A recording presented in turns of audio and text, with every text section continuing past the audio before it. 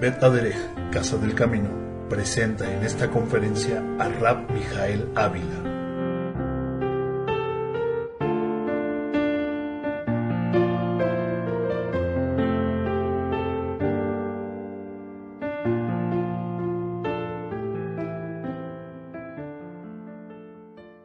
Shabbat Shalom, desde la sinagoga Bet Aderech, el rabino Mijael Ávila y la congregación les saludamos. En este Shabbat, que es el día 20 de Tevet del año 5765, primero de enero del año 2005, corresponde una perashá, en la cual Baruch Hashem nos da el Eterno la oportunidad y el privilegio de comenzar con el segundo libro de la lectura de la Torah, que correspondiente al nombre de Shemot. El libro se llama Nombres al español. Les voy a pedir por favor que vayamos al libro conocido como Éxodo, cuyo nombre correcto es Nombres, y el nombre en hebreo es Shemot. Para este día 20 de Tevet del año 5765, primero de enero del 2005, y dice así la escritura en el libro de Éxodo capítulo 1, versículo 1, estos son los nombres de los hijos de Israel que entraron en Egipto, con Jacob cada uno entró con su familia. Be'ele Shemot Benei Israel Abaim Israim. Es Jacob Ish Ubeito Baú. En este libro, que el Eterno nos da el privilegio nuevamente de comenzar a leerlo, conforme al ciclo anual de la lectura de la Perashá, es evidente que en este libro, como en ningún otro, se encuentra la poderosa mano del Eterno, demostrándolo a través de una manifestación física de su poderío. Ustedes recuerdan que en este libro vamos a ver precisamente el relato de nuestro pueblo, el cual va a ser redimido por el Eterno y va a ser rescatado de la esclavitud en donde vivía para poder llevarlo a un mejor destino. De ahí que uno de los principales actores en esta historia va a ser un hombre conocido en el hebreo como Moshe. Al español se le llama Moisés, pero el nombre hebreo es Moshe, el cual el Eterno le va a permitir que por su mano se obren milagros. Y estos milagros los iba a utilizar el Eterno primeramente para evidenciar delante de Paró, conocido como Faraón, que el Eterno, el Todopoderoso, el Elohim de Israel, sería el que rescataría a nuestro pueblo. Pero no nada más estos milagros los utilizaría como una demostración física para Paró, sino también los utilizaría el Eterno a través de Moshe para convencer a nuestro pueblo de Israel de que Moshe era el hombre indicado por el Eterno para poder liberarlos. Y desde luego que todo este libro habla muchas veces al respecto de una palabra que es la que he mencionado, que es al español milagro, que es precisamente la que vamos a estudiar en este Shabbat, la palabra milagro. Vamos a comenzar con la enseñanza. Tengo una pregunta que hacerles. ¿Quién pudiera disasociar los milagros de las Kitvei HaKodesh, de las Sagradas Escrituras? ¿Ustedes creen que de las Sagradas Escrituras pudiéramos decir, vamos a quitarle todos los milagros? ¿Qué quedarían de las Sagradas Escrituras sin los milagros? No sería nada. Absolutamente nada. ¿Verdad? ¿Están ustedes de acuerdo o no? O sea, ¿se imaginan desde los principios hasta el libro de Revelación tantos sucesos de alguna manera extraordinarios que aparecen, que sería imposible creer en un libro como las Sagradas Escrituras y decir a su vez, no creo en los milagros? ¿Ustedes creen que haya personas que puedan decir, sí creo en las Escrituras, pero no creo en los milagros? Desde luego que sí hay gente, y eso resulta completamente contradictorio a la luz de las historias que narran las Escrituras. Ahora, por supuesto que esto es absurdo, imaginarnos que los relatos de las Escrituras, sin que haya mediado la mano del Eterno, demostrándolo de una manera sobrenatural.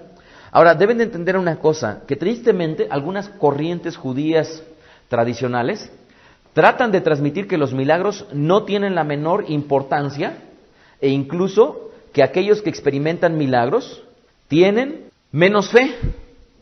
Según Maimónides, uno de los más grandes rabinos que ha dado la historia de nuestro pueblo, que por cierto él murió siendo reconocido como Mansre, esto es un repudiado, una persona que no era bien vista hasta el momento de su muerte, sin embargo hoy en día se le considera como uno de los máximos filósofos de nuestro pueblo. Él cita en su libro llamado Mishneh Torah. ¿Qué significa Mishneh Torah? La repetición de la Torah. En el capítulo 8 él escribe: el pueblo de Israel no creyó en Moshe, nuestro maestro, por los prodigios que realizó, ya que aquel que cree por los milagros, en su corazón anida la duda. Voy a volver a leerlo, lo que cita Maimónides. El pueblo de Israel no creyó en Moisés, nuestro maestro, por los prodigios que realizó, ya que aquel que cree por los milagros, en su corazón anida la duda. Les pregunto yo, ¿será verdad esto que escribió este gran hombre del Eterno? Yo no lo creo. Y vamos a verlo precisamente en esta perashá. Ahora, imagínense que las escrituras la pudiéramos nosotros considerar sin los milagros en una vida como por ejemplo la de Abraham Avinu, en la cual, ¿se acuerdan ustedes? Todos los milagros que el Eterno obró en su vida, incluyendo el nacimiento de su propio hijo, o la forma en cómo sobrenaturalmente el Eterno se comunicaba con Yosef y le daba a conocer su voluntad, o tan solo el éxodo, la salida de nuestro pueblo de Misraim, sin todos los milagros que el Eterno permitió vivir en nuestro pueblo. ¿Y qué decir de vidas como David, Daniel, Yirmiyahu y Yeshua, cuyas vidas se vieron siempre rodeadas por hechos extraordinarios? Ahora, imagínense que no creyéramos en los milagros y entonces, ¿qué tipo de celebración tendríamos al respecto de las fiestas denominadas en hebreo Hagim? Cuando en realidad cuando celebramos Pesach, ¿qué estamos celebrando? El milagro que el Eterno hizo con nuestro pueblo en Misraim. Tan es así. Otra de las festividades menores históricas de nuestro pueblo es que es la fiesta de Hanukkah, cuya una de las bendiciones es el reconocimiento de que el Eterno hizo un milagro. Así es que resulta absurdo enseñar y decir los milagros no tienen la menor importancia, cuando en realidad los edut, los testimonios que el Eterno ordenó a nuestro pueblo, parte de ese recordatorio tiene que ver con el poderío del Eterno manifiesto a los hombres de una manera evidente, sobrenatural. Ahora, ¿qué es lo que sucede? Fíjense que, si bien es cierto, muchas de las corrientes judías enseñan hoy en día que los milagros no tienen la menor importancia, y cualquiera persona que cree en los milagros en realidad no tiene fe, pudiéramos decir, bueno, ¿quién tendrá razón? ¿Los rabinos de bendita memoria? ¿O lo que ahorita nos está compartiendo el rabino Mijael? Y yo quiero decirles una cosa. No cabe duda que en mi persona, humildemente, estoy sumamente, en muchos aspectos, debajo de aquellos grandes hombres, pero no por ello me puedo privar del derecho que me da el Eterno de cuestionar lo que ellos dijeron. Tanto como ustedes tienen derecho de cuestionar lo que yo les esté compartiendo en este momento. ¿Están ustedes de acuerdo? Este derecho es un derecho inalienable. Nadie nos los puede quitar porque el Eterno nos los da. De tal manera que nosotros debemos de ejercitar nuestra mente, nuestro cerebro, con tal de entender, comprender, justificar o bien denegar una argumentación, ya sea verdadera o falsa, ¿de acuerdo? Argumentos tanto históricos como escriturales. ¿Están ustedes de acuerdo? Hace unos cuantos días yo estaba leyendo una porción, estaba hojeando un artículo que yo tengo guardado en la computadora, de un rabino llamado Abraham ben Aramban. No estaba leyendo todo el artículo, nada más leí una porción, pero me encantó lo poco que leí. Este rabino Abraham ben Aramban, cita algo relacionado con esto que yo les estoy diciendo. Escuchen bien. Es imperioso que sepas que no es digno sostener una ideología por el solo hecho de la calidad y el alto nivel de la persona que la pregona. Otra vez lo voy a volver a leer. Es un rabino ortodoxo llamado Abraham ben Aramban. Es imperioso que sepas que no es digno sostener una ideología por el solo hecho de la calidad y alto nivel de persona que la pregona, aceptando sus dictámenes sin detenerse a analizar profundamente qué es lo que sostiene esa ideología, si es verdadera o no. Pues quien así actúa se conduce erróneamente y con muy malas cualidades. Esta actitud, además de estarnos vedadas por la Torá, es algo que la razón misma rechaza. Lógicamente no es propio actuar así, pues esto empequeñece y mengua la verdadera percepción en cuanto a la fe. Bajo el punto de vista de la Torá, es condenable, pues se desvía del camino verdadero, apartando sus ojos de lo correcto. Aseveró el Eterno: no favorecerás al pobre, ni mostrarás preferencia con el grande, en equidad habrás de juzgar. Levítico 19:15. Otra vez se los voy a volver a leer. No favorecerás al pobre, ni mostrarás preferencia con el grande, en equidad habrás de juzgar. De tal manera que mis palabras deben de ser tan juzgadas como las palabras de Rashi, como las palabras de Maimónides, como las palabras de Nachmanides, o como las palabras del Rebbe de Lubavitch, o como las palabras de cualquier hombre que el Eterno haya puesto en este mundo para servirle. ¿Verdad? Y no nada más eso. Más aún, no habrás de ser condescendiente con conocidos en el juicio. Deuteronomio 1:17. Otra vez, no habrás de ser condescendientes con conocidos en el juicio. ¿Por qué expone estos dos pasuk? En realidad son muy interesantes, porque a final de cuentas detrás de ello, lo que está diciendo es que si yo voy a enjuiciar lo que dice una persona y lo que dice otra, no porque los conozca o no porque tenga mejor nombre una que otra, voy a poder inclinarme. O lo que es lo mismo, si lo dijeron los grandes sabios, hay que hacerle caso. Perdónenme, pero es una conducta que no está avalada por la Torá. Y sigue diciendo este rabino: no hay diferencia al respecto entre aquel que adopta tal opinión sin haberla analizado o aquel que defiende la postura de los sabios sin tolerar que alguien opine lo contrario, pues él razona para sí. Por ser que los sabios eran grandes en sabiduría, obviamente todo cuanto ellos dijeron debe ser correcto. Todo esto está igualmente incluido en la prohibición enunciada en Levítico 19:15 y Deuteronomio 1:17. Esto es, nuevamente, parafraseo lo que estamos leyendo de este rabino. Él dice que la gente que juzga incorrectamente se basan en el razonamiento de decir, por ser que los sabios eran grandes en sabiduría, obviamente todo cuanto ellos dijeron debe de ser correcto, y esto no es verdad. Sigue diciendo este rabino: acorde con lo expresado aquí, deducimos que a pesar de la gran sabiduría y erudición de los sabios, debe quedar claro que no por dicha fama debemos acatar todo lo que ellos opinan con respecto a la medicina o a las ciencias naturales de la misma manera, y tenor con que aceptamos sus opiniones en lo que respecta a las explicaciones de la Torá, tal como nos fuera encomendado, y harás todo lo que ellos te encomendaren. Esta postura era asumida por los mismos sabios. Así encontrarás entre los sabios que ante la opinión ajena a la lógica talmúdica o incoherente, decían: por Elohim, aunque esto lo hubiera dicho Yeshua, no lo hubiera aceptado. A ver, aprendan esa frase. Por Elohim, aunque esto lo hubiera dicho Yeshua, no lo hubiera aceptado. Y no están hablando de Yeshua a Mashiach, sino están hablando de Yeshua, el sucesor de Moshe. Y dice este rabino, es decir, no aceptaría dicha afirmación aunque proviniera de un profeta, puesto que ese argumento no puede ser sustentado en forma coherente y lógicamente, producto de un análisis u otro método de razonamiento de los que el Talmud se vale para explicar una opinión. Es decir, que no lo aceptaban meramente porque provenía de un erudito, sino porque lo comprobaron y estaban convencidos de que era verdadero. Alcanza con lo dicho como prueba al respecto, sin necesidad de aportar las expresiones de los sabios del Talmud acerca de la medicina, las cuales en realidad se demostró que no eran correctas, o las técnicas de evitar abortos que tampoco son correctas, y casos similares que se abordan en el Talmud babilónico, Tratado de Shabbat, capítulo 8 y otros.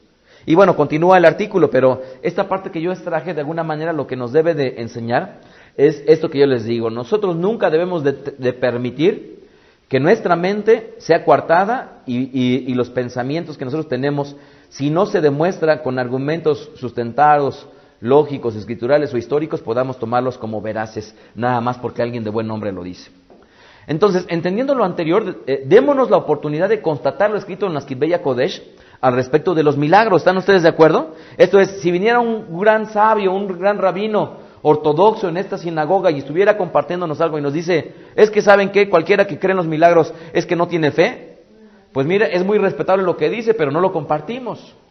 Entonces, la pregunta es, ¿qué es un milagro? Según el diccionario, un milagro es un hecho no explicable por las leyes naturales y que se atribuye a intervención sobrenatural de origen divino, suceso o cosa rara, extraordinaria y maravillosa. Nuevamente, es un hecho no explicable por las leyes naturales y que se atribuye a intervención sobrenatural de origen divino, es un suceso o cosa rara, extraordinaria o maravillosa. En el judaísmo tradicional muchas veces se enseña que los milagros no existen. Ojo en esto. Se enseña que los milagros no existen basados en un supuesto.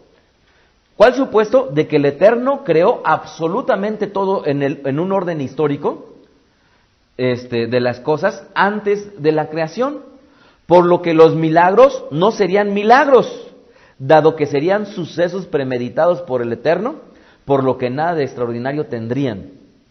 Otra vez, muchas corrientes tradicionales judías en realidad enseñan que el Eterno cuando creó, como lo creó todo en un perfecto orden cronológico, Él ya sabía lo que iba a hacer Moshe con esa vara, por lo tanto no iba a ser un suceso extraordinario porque ya lo tenía Él premeditado. Luego entonces no iba a ser un milagro porque ya lo tenía Él en perfecto control, ¿verdad? Sin embargo, basados en estos supuestos, también mucha gente que cree en la metafísica, yo no sé si ustedes han compartido con gente que cree en la metafísica, ellos en sus razonamientos también tendrían razón de que el mal ni la enfermedad existen. No sé si ustedes han platicado con algún metafísico, ellos dicen que la enfermedad no existe, que el pecado no existe. ¿Por qué no existe? Porque ellos se van más adelante tratando de demostrar que la enfermedad en realidad terminará y el pecado también. Y como no va a ser algo que eternamente va a perdurar, luego entonces no existe. Entonces, este razonamiento metafísico se parece mucho al razonamiento desde la perspectiva hebrea al respecto de los milagros, y yo creo que desde luego no sería ninguno de los dos correcto. Ahora, debemos entender otra cosa. Es una artera contradicción lo que enseñan algunas corrientes tradicionales del judaísmo, de que los milagros no tienen la menor importancia, ya que si algo tiene los relatos de la Torá, conocidos como Midrash, ¿qué es lo que incluyen los Midrashim? Puros milagros. De tal manera que sería una artera contradicción que se dijera que no es importante los milagros, cuando en realidad, a lo largo de los Midrashim, todo lo que tienen son puros milagros. Fíjense lo que dice el Shulchan Aruch en su edición al español. El Shulchan Aruch, que significa literalmente la mesa puesta, que es el código de reglamentaciones rabínicas en cuanto a la vida de todo Yehudí, dice en su edición al español, concretamente en la parte de la explicación de la tefilá, la oración, dice: ¿cómo la oración puede conseguir milagros? Está hablando de que verdaderamente cuando una persona ora, puede producir milagros. Eso está diciendo la edición al español del Shulchan Aruch. Y dice: grandes justos vieron sus oraciones recibidas por medio de hechos sobrenaturales. La explicación es la siguiente: el contexto de la iniciativa humana se sitúa en un mundo estrictamente limitado por leyes naturales. Como el Eterno lo decretó: comerás el pan con el sudor de tu frente. Es por medios naturales que debemos procurar nuestra subsistencia, protegernos de los males, curar nuestras enfermedades, etcétera. De tal manera que, si bien es cierto, pudiéramos decir, todo el judaísmo no cree en milagros, mentira. Esto es, hay algunas corrientes tradicionales que no lo enseñan, pero esto no es generalizado para todo el judaísmo. Tan es así que estamos aquí en Beda Derech, en una sinagoga judía, y que sí creemos en los milagros. Ahora, basándome en lo que yo he podido estudiar al respecto de los milagros, les voy a dar mi definición personal y sustentada en lo que yo he podido estudiar. Ya vimos la definición del diccionario, ahora les voy a dar la definición que yo he podido sacar a partir de lo que he estudiado. Milagro es el poder del Eterno manifiesto en algo o en alguien y que deberá de ser evidente a las personas. Otra vez. El milagro es el poder del Eterno manifiesto en algo o en alguien y que deberá de ser evidente a las personas. ¿Por qué debe de ser evidente a las personas? Porque no existe un milagro que nadie presencie. Porque si alguien no lo presencia, luego entonces no hay forma de ratificar que es un milagro, ¿verdad? Entonces, ¿cuál es la causa por la cual estoy compartiendo al respecto de los milagros? Es que, por supuesto, que en esta semana, como comenzamos a leer el libro de Shemot, y tiene un sinnúmero de hechos milagrosos, vamos a ver qué es lo que dice la Escritura en el libro de Shemot, capítulo 4. Pasuk 1. Shemot 4:1. que dice Éxodo capítulo 4, verso 1. Entonces Moshe respondió diciendo, he aquí que ellos no me creerán, está hablando Moshe con el Eterno. Dice, ni oirán mi voz, porque dirán, no te ha parecido Hashem. Y Hashem dijo, ¿qué es eso que tienes en tu mano? Y él respondió, una vara. Él le dijo, échala en tierra. Y él la echó en tierra y se hizo una culebra. Y Moshe huía de ella. Imagínense, ¿no? Después de haberla tenido en su mano, la echa y la ve que se empieza a mover y empieza a correr el otro. ¿Se imaginan ustedes esa serpiente persiguiéndolo? Verso 4. Entonces dijo Hashem a Moshe, extiende tu mano y tómala por la cola. Y él extendió su mano y la tomó y se volvió vara en su mano. Por esto creerán que se te ha parecido Hashem, el Elohim de tus padres, el Elohim de Abraham, el Elohim de Yitzhak y el Elohim de Jacob. Le dijo además a Hashem, mete ahora tu mano en tu seno. Y él metió la mano en su seno, en su pecho, y cuando la sacó, he aquí que su mano estaba llena de lepra, de metzora como la nieve. Y dijo, vuelve a meter tu mano en tu seno. Y él volvió a meter su mano en su seno, y al sacarla de nuevo del seno, he aquí que se había vuelto como la otra carne. Fíjense lo que dice el verso 8. Si aconteciere que no te creyeren, ni obedecieren a la voz de la primera señal, creerán la voz de la postrera. Y si aún no creyeren a estas dos señales, ni oyeren tu voz, tomarás de las aguas del río, y las derramarás en tierra, y se cambiarán aquellas aguas como tomarás del río, y se harán sangre en la tierra. Miren, si analizamos este pasaje, Moshe le está diciendo al Eterno, no me van a creer. Sí, ve con el pueblo, no me van a creer. ¿Y qué es lo que hace el Eterno? Hace que por la mano de Moshe posibilite que existan milagros. Ahorita lo voy a demostrar escrituralmente. ¿Cuáles iban a ser las tres cosas que él iba a tener dentro de su facultad con el objeto de que el pueblo creyera? Iba a tener en su mano la shevet, la vara, la iba a aventar y se iba a convertir en una serpiente, en una culebra, ¿verdad? La segunda, ¿qué era? Iba a meter su mano, la sacaría con metzora, con lepra, la volvería a meter y la sacaría sin, ¿verdad? Y el tercero, vertiría agua, ¿de dónde? Del río, ¿y qué sucedería? Se convertiría en sangre. Ahora, ¿por qué le está dando el Eterno estos tres milagros? Por una sencilla razón. Porque el pueblo, si no iba a ver eso, no le iban a creer. ¿Por qué Yeshua estuvo en medio de nosotros haciendo tantos milagros? Porque si no hubiera sucedido así, no le iban a creer. ¿Se parece Moshe a nuestro amado Yeshua? Por supuesto que Moshe es un símbolo de nuestro Mesías. Ahora, fíjense por qué yo les llamé milagros. Vean el verso 21 del mismo capítulo. El pasuk 21 del mismo capítulo 4 del libro de Shemot, Éxodo.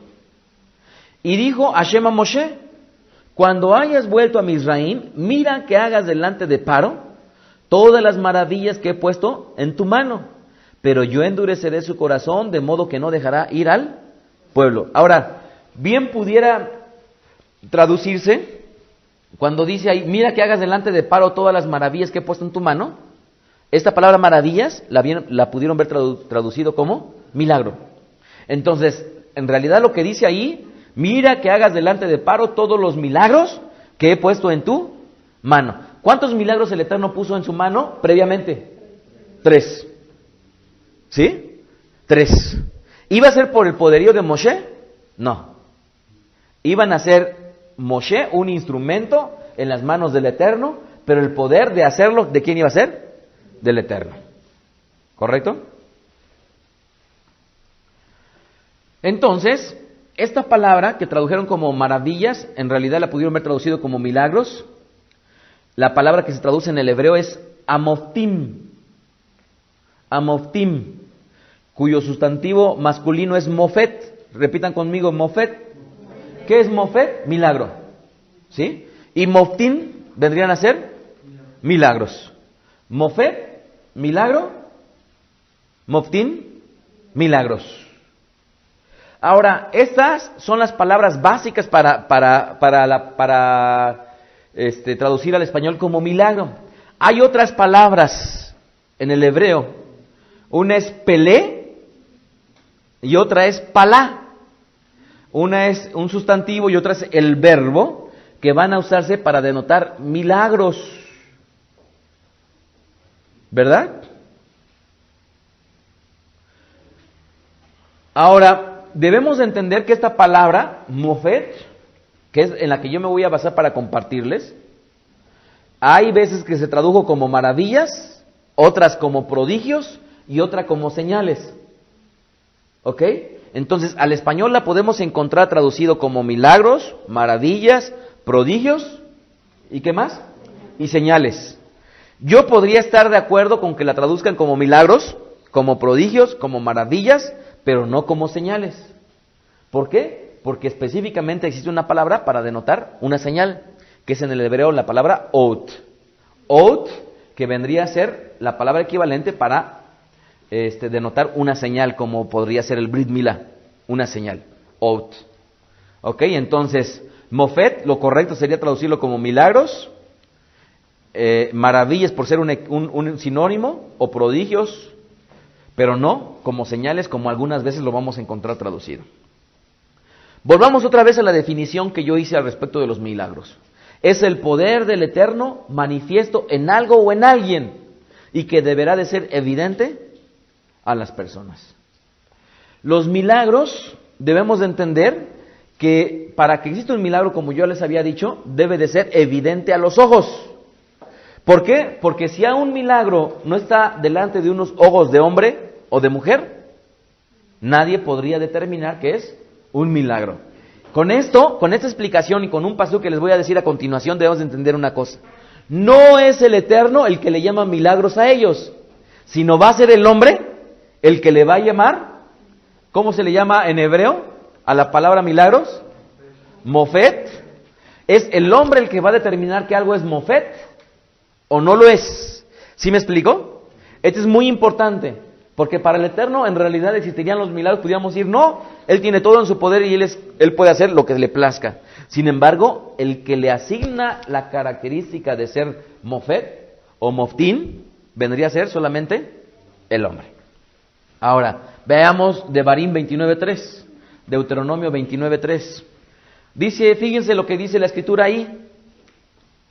Las pruebas grandes que vieron tus ojos. Fíjense cómo ahí aparece la palabra que vieron sus ojos. Por lo tanto, un mofet no existe sin que alguien lo vea. Sigue diciendo el verso 3. Las pruebas grandes que vieron tus ojos, las señales, los otim, y las grandes maravillas. Ahí sería la palabra amoftim. ¿Sí? Los milagros. ¿Sí lo ven? Entonces, todo, para que exista un milagro, alguien lo debe de ver. Eso es básico. Vamos al libro de Jeremías 32:20. Yirmiyahu 32:20. Ahí vamos a ver cómo es que los milagros van a hacer de manifiesto el poder del Eterno, como yo previamente lo incluí en la definición, y pueden ser manifestados en 3 destinos. ¿Cuáles son los 3 destinos que el Eterno puede usar para hacer un mofet? En la tierra de un país fuera de Israel, como puede ser Egipto, en el mismo Israel, o bien entre los hombres. ¿Sí? 3 destinos para que el Eterno pueda hacer un milagro. Fuera de Eretz Israel, en Israel o en el hombre. Yirmiyahu 32:20. Tú hiciste señales y portentos en tierra de Mizraim hasta este día, y en Israel y entre los hombres, y te has hecho nombre, como se ve en el día de hoy. Fíjense cómo es que en estos pasukim que hemos leído siempre aparece la palabra junta de portentos o prodigios o maravillas juntamente con ot, con lo que vendrían a ser las señales. Y esto es importante entenderlo. Una señal, esto es, un milagro puede ser una señal, ¿ok? Pero no necesariamente una señal es un milagro. Otra vez. Entonces, un milagro puede ser una señal, pero no necesariamente una señal es un milagro. Por lo tanto, la Escritura los diferencia las dos cosas, ¿verdad? Es como si dijéramos, de repente nosotros vimos un semáforo, y el semáforo ¿qué es? Un note. una señal, ¿verdad? Pero ¿qué sucede si de repente tenemos mucha prisa y en lugar de que aparezca el semáforo aparece un malaj que nos agarra el coche, nos toma y nos empieza a llevar como si fuera... ¿Qué caricatura es esa? La otra vez mi esposo estaba diciendo que padre sería tener un coche así. Ah, el de la Pantera Rosa, sí, es muy bueno.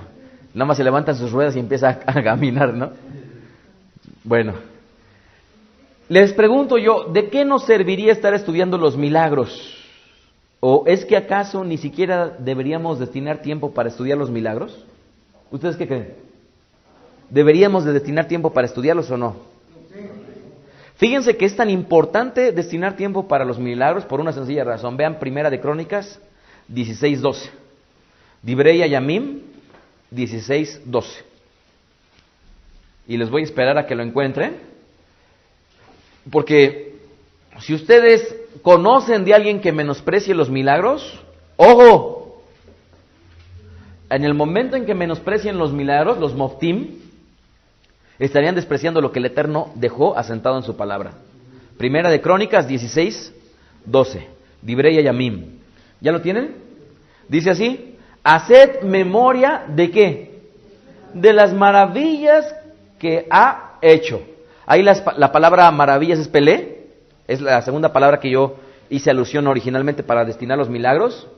Dice, de sus prodigios, y ahí es donde aparece la palabra mofet o moftim, que sería en plural, y de los juicios de su boca. Entonces les pregunto yo, ¿es nuestra obligación recordar los milagros que el Eterno ha hecho? Es nuestra obligación. Tan es así que en las Hagim son un recordatorio de los milagros que el Eterno hizo para con nuestro pueblo. Ahora, individualmente, ¿ustedes creen que también sea una obligación recordar lo que el Eterno hizo por nosotros? Desde luego que sí, ¿verdad? ¿Por qué? Porque somos muy susceptibles a que se nos olvide lo que el Eterno ha obrado en maravillas para con nosotros. Luego entonces, con esto podemos concluir que al Eterno le plació que el hombre considerara sus milagros y que además de considerarlos, los recordara. Por eso es que es importante, y erran todos aquellos que menosprecian los milagros. ¿Por qué el judaísmo ha adoptado esta postura? Por una sencilla razón. Por Yeshua HaMashiach. Porque en el momento en que Yeshua HaMashiach obra por voluntad del Eterno muchos milagros, en realidad el judaísmo dice, eso lo puede hacer cualquiera. Y entonces, tratando de alguna manera de separarse de todo ello, y por causa de nuestro amado Yeshua HaMashiach, quitan a los milagros y entonces los menosprecian. Veamos algunos ejemplos de milagros. Primer ejemplo, Éxodo 7:9, Shemot 7:9. Primer ejemplo de un milagro, la vara de Moshe.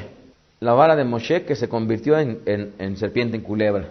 Éxodo 7:9, si Paro os respondiere diciendo, mostrad milagro, o sea, mostrad mofet, dirás a Aarón, toma tu vara y échala delante de Paro para que se haga culebra. ¿Verdad? ¿Eso qué fue? Un milagro. Segundo ejemplo, Primera de Reyes 13:3, Alev Melahim 13:3. Aquí vamos a ver cómo es que en el tiempo de Yoshiyahu ocurriría un mofet, un milagro. Y esto tendría que venir de la mano con el altar, con el Mizbeach, que se iba a resquebrajar como consecuencia de la idolatría en la cual estaría incurriendo nuestro pueblo. Primera de Reyes 13:3, Alev Melahim 13:3. Y vamos a leer también el 5. Dice ahí el 3. Y aquel mismo día dio una señal. Miren, ahí como lo tradujeron al español, pusieron señal. No es señal, es mofet, milagro. ¿Por qué? Porque la palabra señal concretamente en el hebreo es ot. Ot. Entonces, en aquel mismo día dio una señal, un mofet, diciendo, esta es la señal de que Hashem ha hablado, he aquí que el altar se quebrará y las cenizas que sobre él está se derramará. Verso 5, y el altar se rompió y se derramó la ceniza del altar conforme a la señal, pero ahí es mofet, que el varón de Elohim había dado por palabra de Hashem. ¿Verdad? Hace poco que estaba yo hablando con el Roé, me estaba hablando al respecto de la comida. Y yo, en ese momento cuando me estaba diciendo de la comida, de cómo se multiplica, o cómo se multiplicó en aquella ocasión, recuerdo todas las veces que se nos ha multiplicado la comida. ¿Quién ha sido testigo de ello? Estamos aquí y la comida se nos ha multiplicado, ¿no? Algún día estábamos con Ari y Jacob, con unos varones que nos habían visitado y se multiplicaron, no la comida, se multiplicó las camas. Y digo, ¿cuántas situaciones de esas no podríamos nosotros estar contando? Bueno, sería llevar un registro de todos los moftim que hace el Eterno para con nosotros, ¿verdad? Tercer ejemplo de un milagro. Les pregunto yo, ¿una sanidad es un milagro? Capítulo y versículo.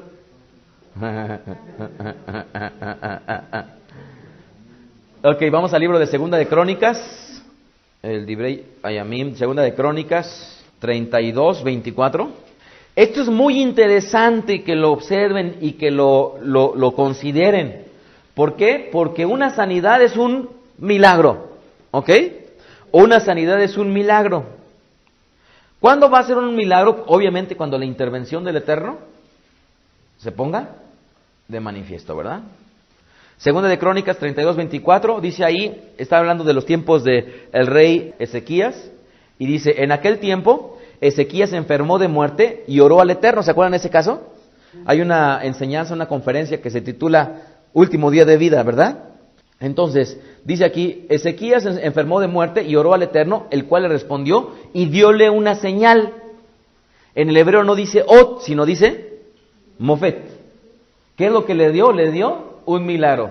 ¿Qué milagro le dio? Que le iba a preservar la vida muchos años, ¿verdad? Dice Segunda de Crónicas 32, 31, ahí mismo.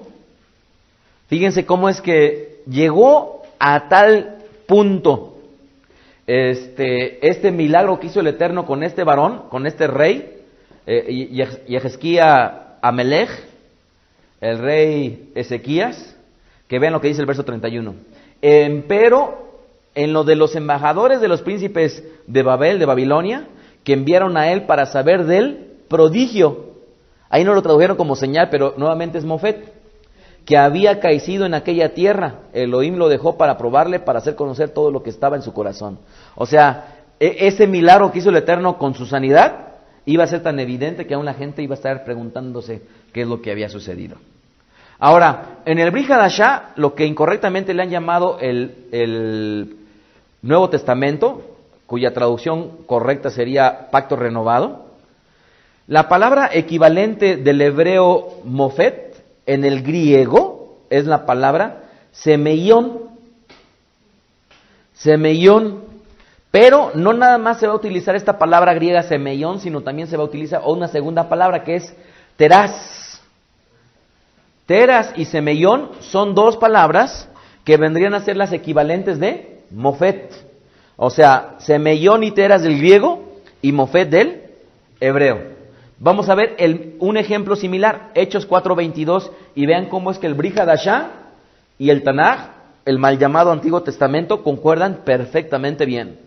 Ezequías dijo que lo que le había dado el Eterno era un milagro, y como dice Geburot 4:22, Hechos 4:22, ya que el hombre en quien se había hecho este milagro de sanidad, ¿sí lo ven, lo leen ahí? Tenía más de 40, estaba joven. Entre más pasan los años, más joven se ven a la gente más grande, ¿verdad? Tenías 12, 13 años y veías a los de 17 grandísimos.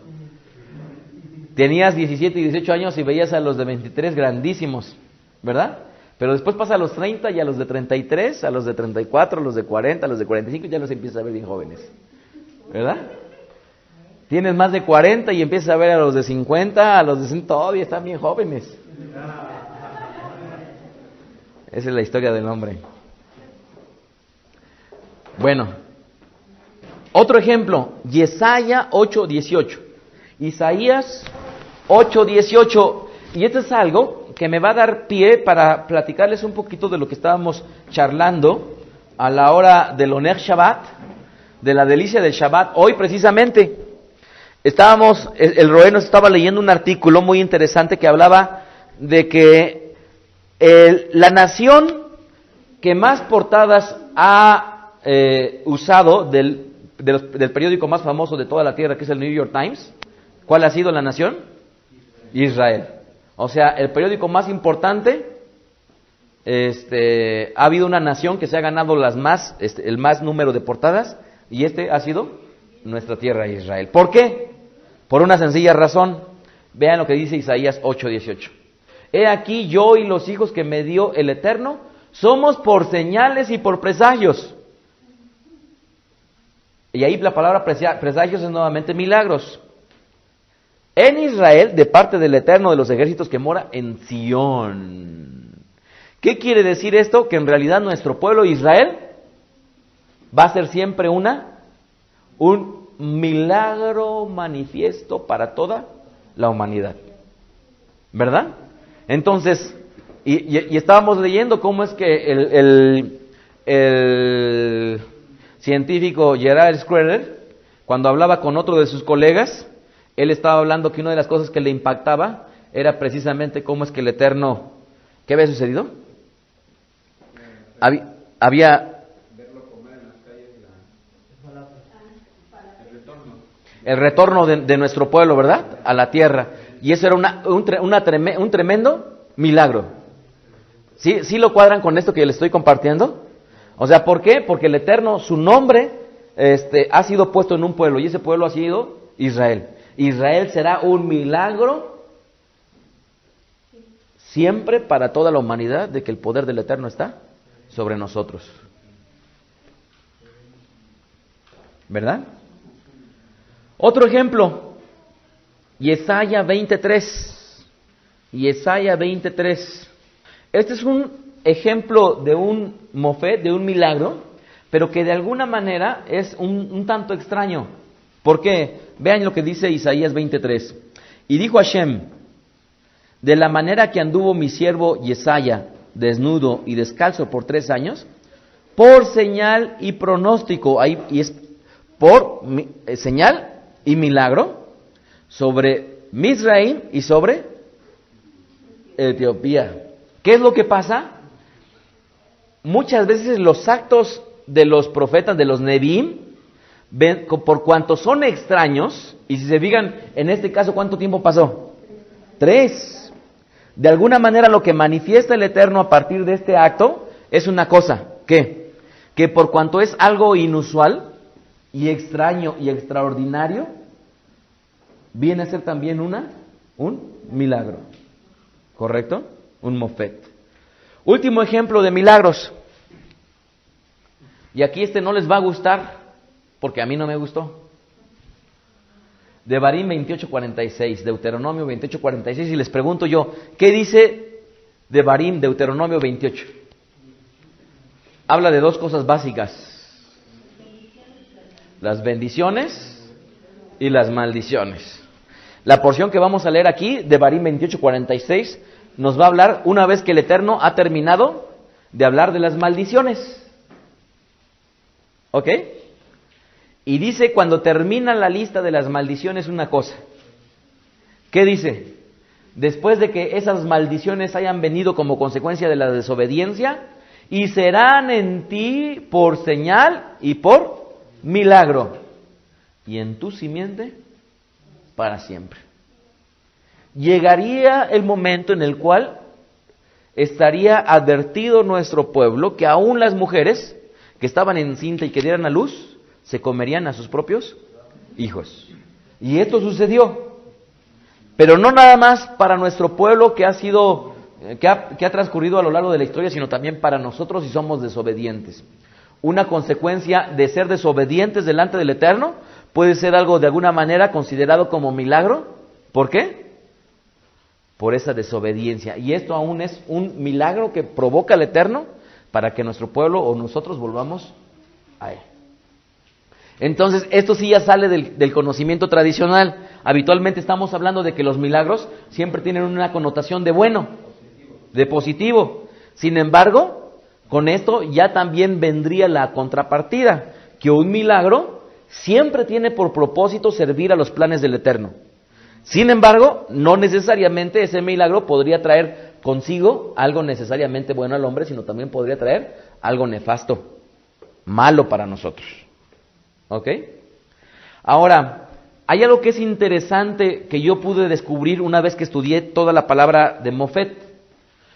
Nunca un milagro se relaciona con alguna práctica de brujería, de adivinación, de ocultismo, de nada. Esto es, esta palabra Mofet nunca tiene una relación con las serpientes que en Mizraim los adivinos o los brujos igualmente, pusieron o se trataron de asemejar a Moshe. Nada que tenga que ver con el ocultismo, nada que tenga que ver con la brujería, con artes adivinatorias o con nada que tenga que ver con las tinieblas, por las Escrituras es tipificado como milagro. ¿Ok? Esto es importante que lo entendamos. De tal manera que si de repente vemos aparecer en una pared una figura de una virgen, no es un milagro, ¿verdad? No es un milagro. Ok. Para concluir, para que el Eterno ejecute algunas veces los milagros, debe de emplear a instrumentos útiles que le crean y que estén dispuestos a pagar el precio para obedecerle. Tal como lo encontramos en el caso de Moshe. ¿Se acuerdan que dijo el Eterno a Moshe: cuando hayas vuelto a Mizraim, mira que hagas delante de Paro todas las maravillas que he puesto en tu mano, pero yo endureceré su corazón de modo que no dejará ir al pueblo. ¿Ustedes creen que a Moshe no le costó trabajo ir? O sea, él se estuvo resistiendo, diciendo al Eterno: yo no sé hablar, Eterno, yo no puedo hacerlo, Eterno, mira qué chaparrito estoy. No, ¿verdad? Eso no dijo. O sea, Moshe por todos los medios trató de que el Eterno no lo usara. Sin embargo, de alguna manera tuvo que afrontar con valentía que para que él fuera un instrumento útil en las manos del Eterno, tuvo que afrontar precisamente la responsabilidad que tenía y asumir la bendición y por otro lado el precio que era el hacer un milagro para que fuera usado por el Eterno. ¿Lo ven? Entonces, ¿qué quiere decir esto? ¿Quieren ustedes ser un instrumento útil en la mano del Eterno? Deberemos de pagar todos un precio. Hechos capítulo 19, verso 11, Geburot 19, 11. ¿Se acuerdan ustedes lo que sucedió con el rabino Shaul? Cuando él iba a a cumplir con el cometido que el Eterno le había dado. Geburot 19, 11. Dice la Escritura: y hacía Elohim milagros extraordinarios por mano de ¿quién? De Shaul. Ahora, mucha gente cuando dicen ahí por mano de Shaul, dicen: ay, es que esto es cualquier otra cosa menos del Eterno. ¿Pero qué acaso no hemos leído que por manos de Moshe o de Aarón se hicieron moftim, milagros? Entonces, esto de ninguna manera contradice, ¿verdad? Nuevamente, y hacía Elohim milagros extraordinarios por manos de Shaul, de tal manera que aún se llevaban los enfermos los paños o delantales de su cuerpo, y las enfermedades se iban de ellos, y los espíritus malos salían. ¿Queremos ser usados como instrumentos útiles en la mano del Eterno? No hay alternativa si nosotros no queremos dar lo que somos, con tal de que el Eterno pueda usarnos como instrumentos para su gloria. Lucas capítulo 17, verso 11. Es menester, es nuestra obligación poner a los milagros en su lugar. Ojo, hay mucha gente que creyendo en la Escritura consideran como a los milagros o a las manifestaciones espirituales como lo único o lo más importante. Y debemos de entender que esto no es así. Los milagros el Eterno los dio para manifestar de su poder, pero de ninguna manera serán ni lo más importante ni lo único, sino es simple y sencillamente algo más de las bendiciones que nos da el Eterno para que vivamos en ellas. Lucas 17:11, estamos hablando de nuestro Mesías Yeshua. Yendo Yeshua a Jerusalén, pasaba entre Samaria y Galilea, y al entrar en una aldea le salieron al encuentro 10 hombres leprosos, de los cuales se pararon de lejos y alzaron la voz diciendo: Yeshua, Rabino, ten misericordia de nosotros. Cuando él los vio, les dijo: id y mostraos a los Coanim, sacerdotes, y aconteció que mientras iban fueron limpiados. Entonces uno de ellos, viendo que se había sido sanado, volvió, glorificando a Elohim a gran voz, y se postró rostro en tierra a sus pies, dándole gracias. Y este era samaritano. Respondiendo Yeshua dijo, ¿no son 10 los que fueron limpiados? ¿Y los 9 dónde están? No hubo quien volviese y diese gloria a Elohim, sino este extranjero. Y le dijo, levántate, vete, tu fe te ha salvado. Miren, esto no es una regla, pero de alguna manera ilustra lo que son los milagros. De un 100% de personas que pueden presenciar un milagro, es bastante probable que solamente un 10% los use para hacer su teshuvah, su arrepentimiento para con el Eterno. Y es bastante probable que detrás de un milagro haya un 90% de personas que en realidad se maravillen, digan qué bonito, pero eso de ninguna manera los haga que vuelvan al camino del Eterno. A lo largo del ministerio de Yeshua, ¿cuánta gente por un milagro vino a los pies del Eterno? Pero ¿cuántos otros, viendo las señales, los milagros que el Eterno hacía, le fueron como si nada hubiera sucedido? ¿Se acuerdan? Decía Yeshua, si no me creen por mis palabras, créanme por mis ¿qué? Por mis obras. De tal manera que esto es algo bien importante. Es importante poner a los milagros en su lugar, tanto como el tener en equivalente la palabra, la Torah del Eterno, en su justa dimensión.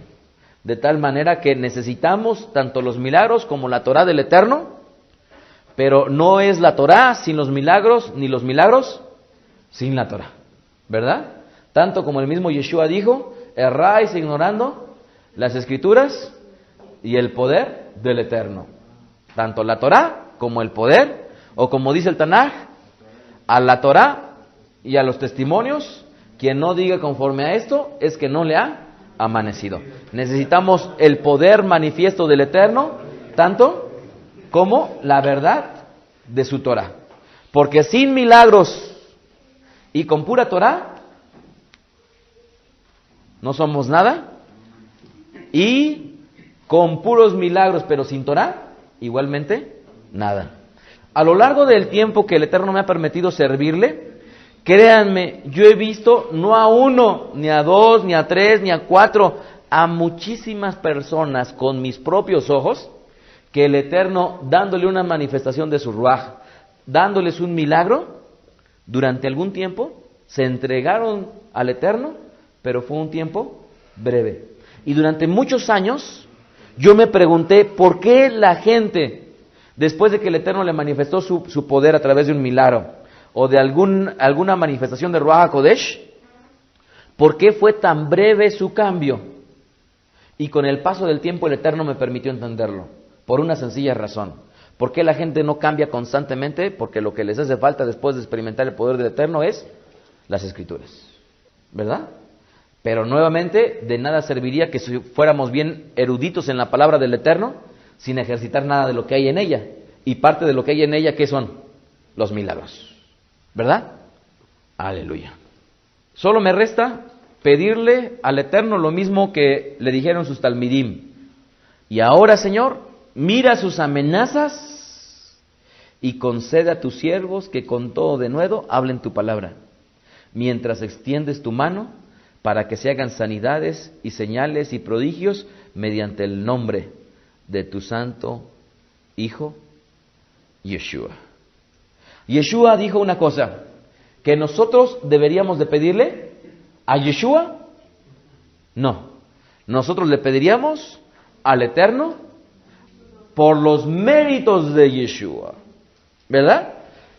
Yeshua nos invita a que le pidamos al Eterno por los méritos que Él hizo, ¿verdad? De tal manera que de ninguna manera es correcto estarle pidiendo Yeshua.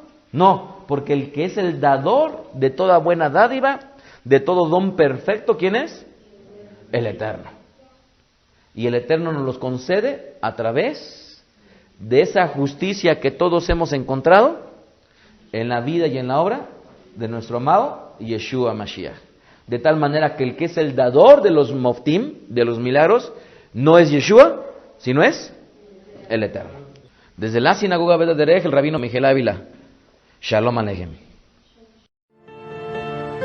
Escuchaste a Rab Mijael Ávila. Para conocer más de sus conferencias, visita la página betaderech.com. Síguenos en las redes sociales, YouTube, Facebook, Twitter. Búscanos como Mijael Ávila. Si deseas adquirir alguna conferencia o estudio particular, escríbenos al correo mijael@betaderech.com. Shalom Alejem.